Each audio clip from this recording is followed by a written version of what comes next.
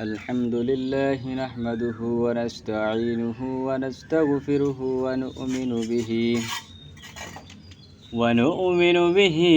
ونتوكل عليه ونعوذ بالله من شرور أنفسنا ومن سيئات أعمالنا من يهده الله فلا مضل له ومن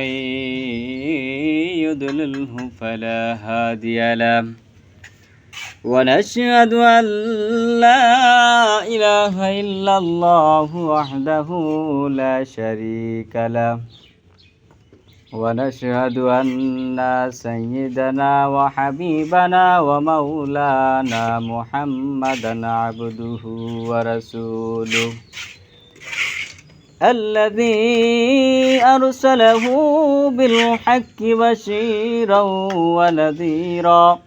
وداعيا إلى الله بإذنه وسراجا منيرا أما بعد فقد قال الله تعالى في كلامه المجيد وفي فرقانه الحميد أعوذ بالله من الشيطان الرجيم بسم الله الرحمن الرحيم ما كان محمد أبا أحد من رجالكم ولكن رسول الله وخاتم النبيين وكان الله بكل شيء عليما إن الله وملائكته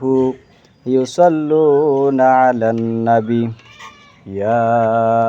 أيها الذين آمنوا صلوا عليه وسلموا تسليما